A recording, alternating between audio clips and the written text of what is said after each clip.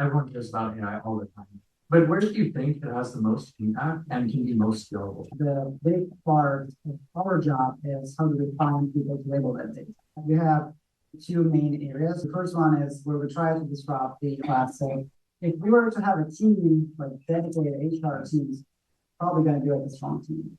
But instead, we rely on LLMs, obviously, to like pre-screen the folks and kind of make a decision on the fly. Could we proceed forward with a given candidate? The second area is what would be possible.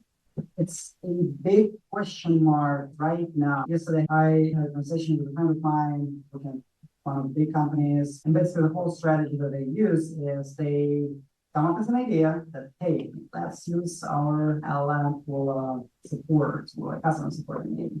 And then they just reach out to their customers. They're trying to solve this thing. If it lands, awesome. Then they try to scale it across the board. But they don't really know what they're doing. And they're like still trying to figure out the use cases. So that's kind of like the big question mark. One area that I've already been able to see AI play a huge part in is, of course, using the powers of generative AI for content generation. Just to give a quick example of that, 3 years ago when I built a programmatic SEO or search engine optimization team, the way that I went about that process was figuring out how I could hire and outsource writing to content writers. I work with an agency, and I would see which of these companies can output 30 to 50 blog pieces on a monthly basis. What is the quality of that? How in-depth can that writing be? And is that writing up to par in terms of quality, style, tone, match with our brand, etc. Fast forward to post 2022, the way that we think about programmatic SEO is completely flipped on its head. For instance, the way that I would conduct even keyword topics research, I've used tools like Fraser or Surfer SEO to even come up with the general broad keyword topics. Then I pass it into a tool that generates programmatic SEO articles like a Byword AI. And then ultimately, the way that I implement that is using the content outlines and drafts that is produced by AI, give that to a human reviewer. Of course, the people who are great at writing have that creative edge and can integrate more of our custom tone and voice into that writing. And there we have a programmatic SEO strategy. So fundamentally, the way that we do things has changed. And two outcomes of that: one, we do it way faster, and secondly, we do it way cheaper. In terms of the actual results, we see that the impact on being able to acquire traffic and users and conversions is actually, for the most part, unaffected. And I think that's actually a great example of how one of these particular workflows can be scaled. The other example I want to talk about is just scaling yourself personally. So one of the ways actually I love to use AI on a daily basis is use AI to challenge my own thinking. Because oftentimes when I'm coming up with ideas, I find I'm very sort of biased by my own experiences, or it's hard to poke holes and find flaws in your own thinking sometimes. So I'll use a prompting technique, which goes by the name of LLM as a judge. And you ask it to evaluate your ideas or your responses or your outputs on a scale of 1 to 10, according to various dimensions that you care about. And it produces this very quick, objective way for you to evaluate whether or not you're being very biased in or how you're coming up with your own ideas. Another way of asking it to present you an argument in favor of the opposite perspective. And then you being able to quickly read that and evaluate whether or not your response or your perspective is holistic. So in terms of workflow scalability and even also personal productivity, seeing both ends of it, and those are some of the areas that I'm really excited about. There's so many different AI tools that crop up. They're made by individuals, they're made by companies, they're made by big tech, etc.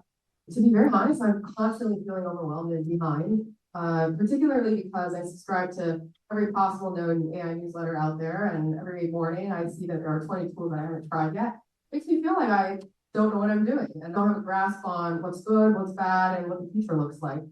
There's this one platform, it's called There's an AI for that, but I believe that as of today, that platform has over 15,000 AI tools alone listed. So just think about it. Like, there's no way you or I, as individuals, could go and try every single one of those tools.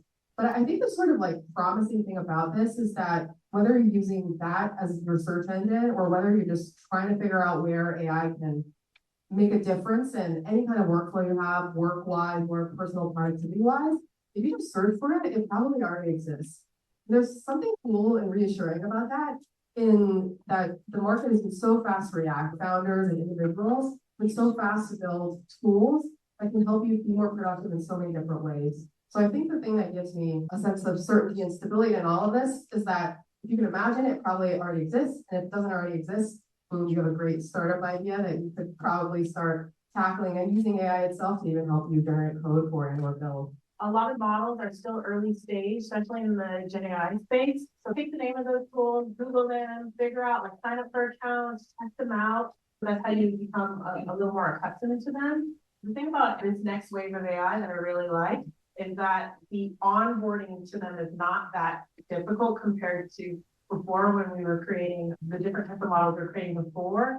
You could always ask ChatGPT how a certain tool works. Say, give me the first 3 things I should do on this tool, and chat, or give me an onboarding guide, and ChatGPT will literally give you an onboarding guide to the tool. Now, Gen AI still hallucinates, meaning it will give you outputs that aren't realistic. If you get the enterprise version, it'll actually give you the source. So it'll tell you where the output was sourced from, which is helpful. And then I would say with business, what you put in is what you get out. It's like you put in garbage, you get out garbage. So actually spend time on your prompts. What I've been teaching product managers and new engineers that are becoming first-time prompt engineering is to spend time on their prompts, like write up 2 pages of prompts, actually create the different types of prompts you would use, and then go through the prompt testing of submitting those prompts into the AI, figure out the output, and then learn the type of prompts that help you alter or iterate. So prompts like delete that last input, prompts like ignore everything related to finance, prompts like completely remove the last 3 prompts. Just things you would tell a compiler almost. You would want to start to learn construction-based prompts. So then that way you can organize the data that's going into the model. The areas I find myself using it the most is at the very start of the process or the very end of the process. Everything else in between does feel like I add this layer of human discretion that helps guide it to the right output. So let me explain what I mean by that. In sort of a creative or film processes, you have the pre-production, and then you have production itself, and post-production. Pre-production is more of a sort of scripting or getting those raw footages recorded and then organized. Production itself is putting in the fine precision editing, and then the post-production is like distribution and marketing.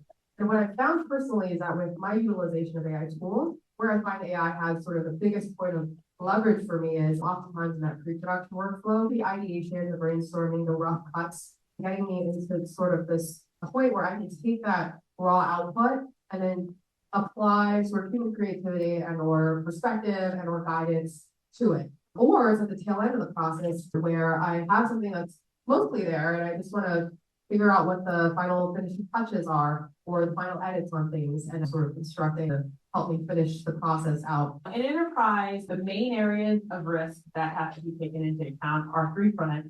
The first is cost. So most corporations and organizations, what they're discovering when they try to implement AI into their tech stack or into their workflow is that the cost structure is a lot more expensive than they intended.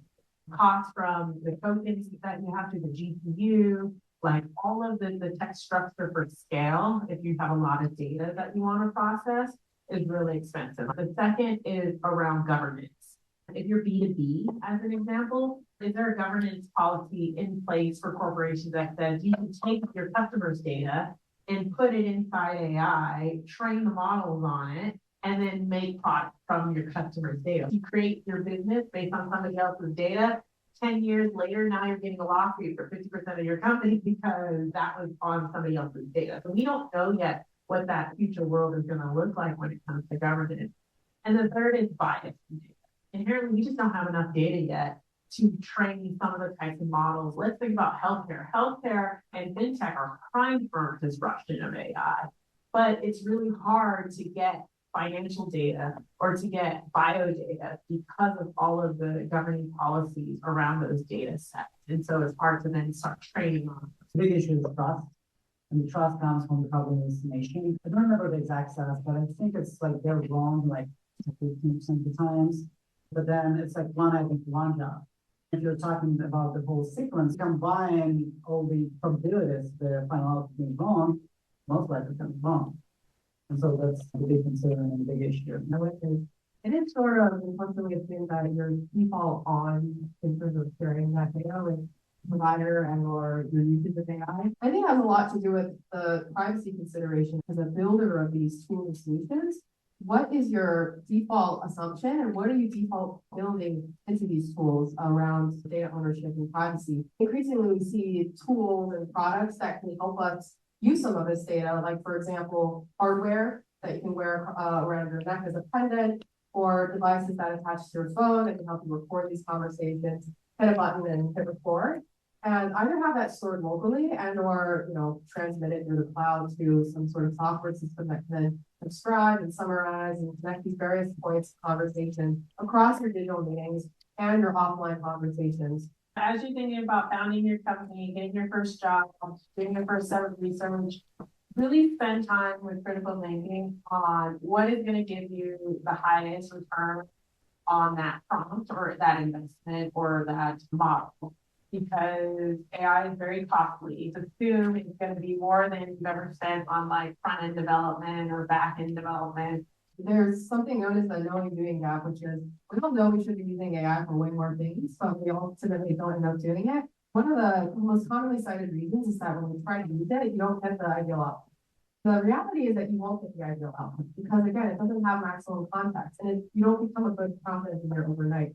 And so one of the ways to bridge that knowing doing gap is don't reinvent the wheel. If you're not great at writing prompts, then go online and search for some pre-existing prompts. And then if you're also not familiar, ask the AI chat itself to write the prompt for you and then ask it to walk you through questions so that it can help you design the best prompts for the system itself. Speaking about legal components, as a young startup, I probably would not be bothered that much. The way we would launch on the market is we would organize, come there and just think how out of it.